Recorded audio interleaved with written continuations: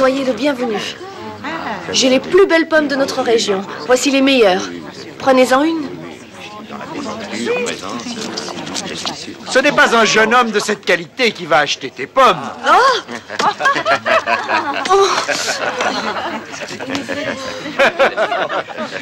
Diamant, chaîne d'or, ou peut-être les deux. Mais si cela ne suffit pas à votre seigneurie, j'ai beaucoup d'autres pièces de valeur dans ma boutique.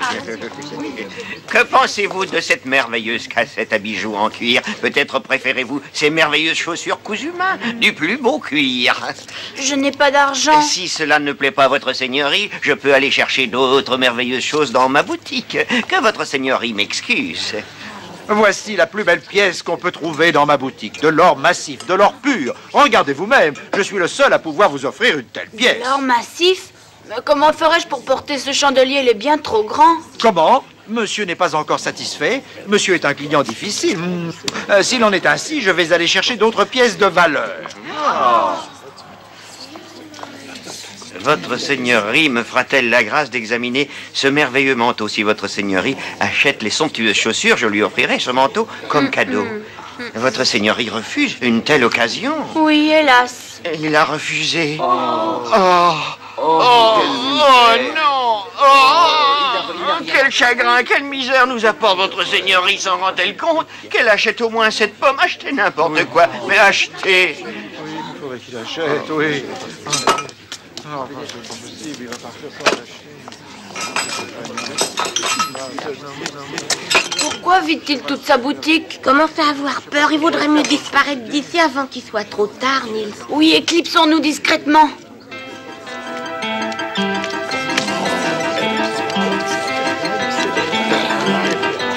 Ah! Pourquoi monsieur s'en va-t-il? Examinez ces gobelets. Ils ont été dessinés par un véritable orfèvre et coulés en or massif. C'est une occasion! Oh!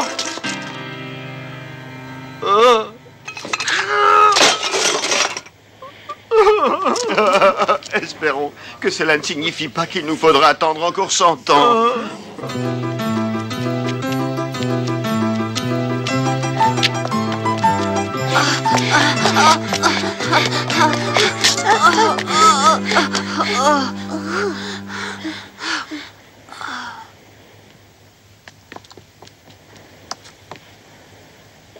Oh, quel dommage. J'aurais bien besoin d'une nouvelle paire de sabots. Ça, oui. Recevoir des clients de si bon matin, c'est un grand honneur. Pourriez-vous me faire de tout petits sabots? Les miens sont malheureusement troués. Je peux tailler des sabots de n'importe quelle grandeur. J'ai hérité de l'habileté de mon père qui était lui aussi sabotier. Je les veux tout petits. Vous devez me faire confiance, jeune homme.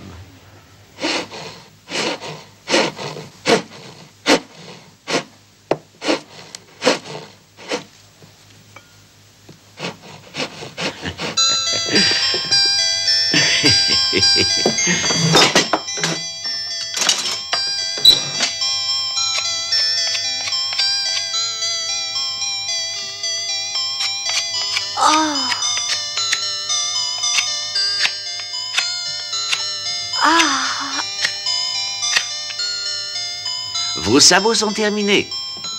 Voulez-vous les essayer? Oui.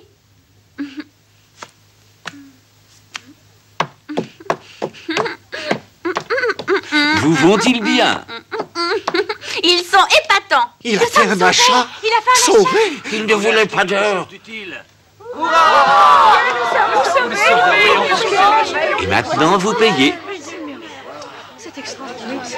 Un sou, une simple pièce de cuivre suffira. C'est vraiment pas cher, merci. J'ai toujours été le meilleur et le moins cher de la ville. Mes clients n'ont pas à se plaindre de moi. Oh, Qu'est-ce qu'il y a? Peux-tu me dire ce que tu es en train de chercher? où est passée la pièce d'or que m'a donnée Oh. le lutin? Oh, Nils, tu es vraiment distrait. Il l'a reprise quand il t'a réduit en marmouset. Tu es bien certain de ça? Oui. Alors, vas-tu te décider à me payer? Hélas, je ne peux pas. J'aurais donc travaillé pour rien. Désolée, mais je le crois bien. Cela signifie-t-il que tu n'as même pas un petit sou de cuivre pour moi? Cela signifie-t-il que tu as commandé des sabots sans avoir d'argent? Ben oui, j'ai oublié mes sous à la maison. Attends un peu. Fouille dans tes poches jusqu'à ce que tu trouves quelque chose. Regarde dans tes doublures. Retourne tes poches.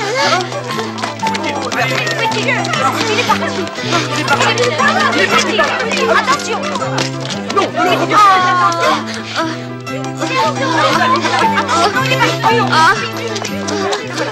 Il s'est enfui par là.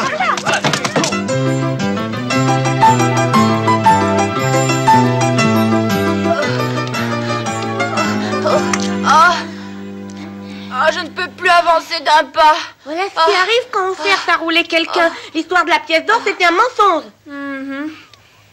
Si le lutin ne l'avait pas pris, je l'aurais encore. Faut qu'il ait le dernier mot. Est-ce que tu sais pourquoi ils tenaient tant à nous vendre quelque chose? Ils auraient pourtant bien dû voir que nous étions pauvres. Ils ont espéré sauver notre ville, c'est tout. Oh oui.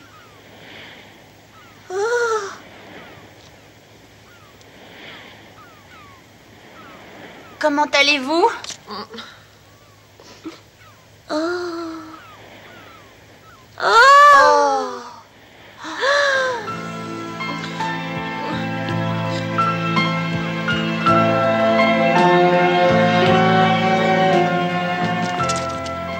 C'est la ville de Vineta.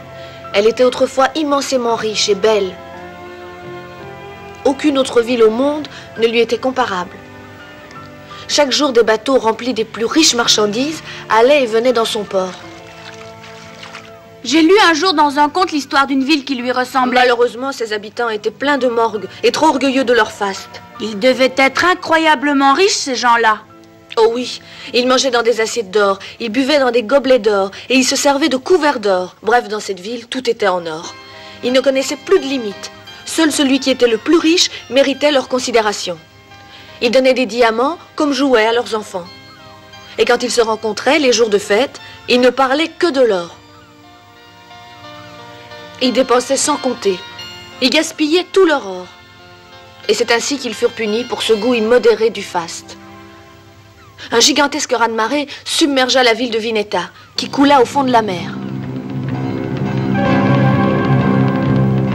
Elle fut ainsi rayée de la carte.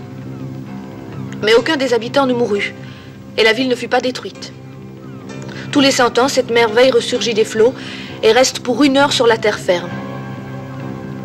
Pour sauver leur ville du sortilège, les habitants doivent réussir, dans ce court délai, à vendre n'importe quoi à un être vivant.